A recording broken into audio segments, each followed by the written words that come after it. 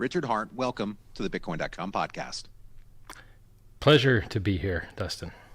Thank you very much. And I did say to you that the picture you're using for this interview is Willy Wonka. Did you steal the image or did they steal it from you? I used to go out a lot. I used to party every night. And if you want to have more fun, it's fun to dress up. And then part of dressing up is standing out. And so everybody has their little niche. Some people dress like cowboys. Some people dress like sports people. Some people dress like rock stars. I don't know what it is that I look like, but there it is. That's what I used to wear all the time. Now I just wear T-shirts because I don't fit in the good stuff. But maybe one day. So this isn't like a normal thing. Like you don't typically wear a top hat. I used to, but it's been years. It's been a long time because I don't go out much. Yeah, it's kind of crazy out there. Now, Hex, I saw the words online, Liechtenstein. Was that where you launched this?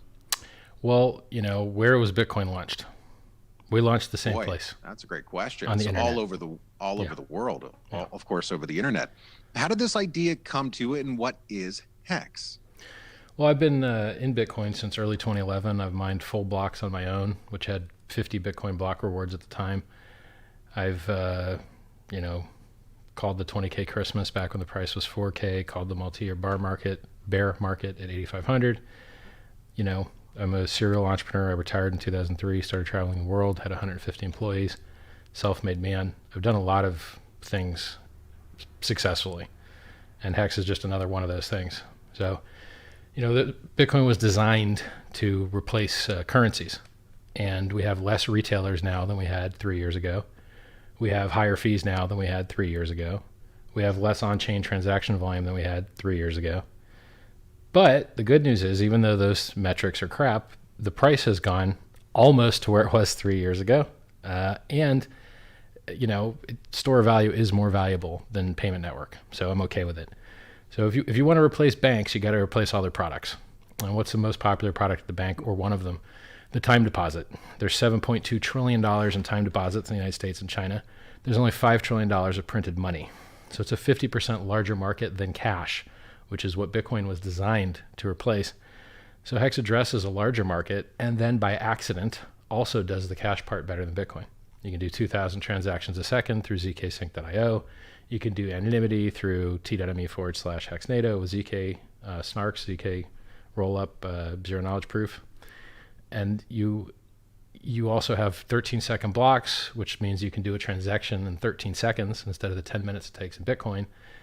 Everything's better. So it's faster, more secure, cheaper, higher throughput, and has better price performance. Hex is up in 2020 right now like 70 or 80x versus Bitcoin. And then it's been as high as, I believe, 140x this year.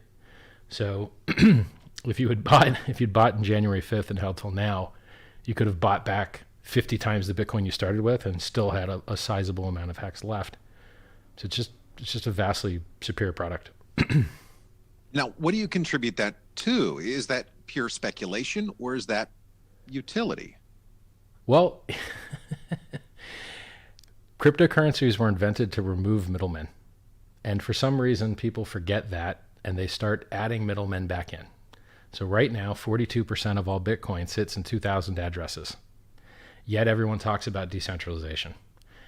The mining in China just moved because their seasons just changed, and they don't have cheap hydroelectric in the north anymore, so they're moving south, and the Bitcoin hash rate dropped in half because the Chinese miners moved some of their machines. So the mining is centralized, the ownership is centralized, the development is centralized, and all of that's bad. All of that's not good. For the consensus layer of a network, you want decentralization. Otherwise, a government could just come kick the door in and be like, yeah, turn it off. That's the only reason cryptocurrencies exist, is to prevent that type of censorship. Oh, by the way, if you're going to have your mining machines centralized in a country, the country that has the most prohibitive internet in the world with the Great Firewall, probably not the right place to do that. So the reason that Hex has superior properties is, well, one, it was invented 10 or 11 years after Bitcoin was, so we had the advantage of all the learnings and saw the mistakes that they made. And two, it was just more ambitious to start. People don't realize how simple the Bitcoin network really is. It only has two functions.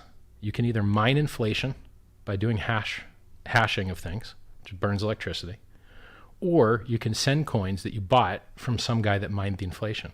That's it. There's 2 buttons, mine and send. There isn't any other button. There's no other button, mine and send. And it hasn't added any new features in 10 years. Now you could say, oh, well, what about multisig? Have you ever used multisig?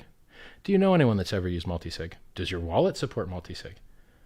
Barely anyone uses it. Oh, what about time locking? Oh, you're going to lock up your coins so that you can't spend them and it doesn't pay you any interest. What do you know? Not many people use that feature. So the only 2 features people use are mine inflation and what do they do with the coins? When the miners get their Bitcoin rewards, what do you think they do with them? They sell them to pollute the environment to dump the price. In Bitcoin, the miners take the rewards, pollute the environment, and sell the price down. And so it doesn't seem to be a lot of incentive for miners to just keep holding. Well, they don't have a choice because it's the economic model behind mining is that it should not be profitable because it's a commodity. So in economics, the cost to extract a resource trends towards the value of the resource as margins decrease. So when Bitcoin goes up in value, miners waste more money trying to acquire it. When Bitcoin goes down in value, miners shut off their machines because they don't want to lose money. And so as long as it's an efficient commoditized system, it shouldn't be that profitable. And historically, it hasn't been. Anyone that just bought coins has outperformed miners. Miners go bankrupt left and right and always have. It's hilarious. Like there's no, like, it's very, very hard to make money in that business by design. So, I mean, Bitcoin used to be free and I mined it when it was free.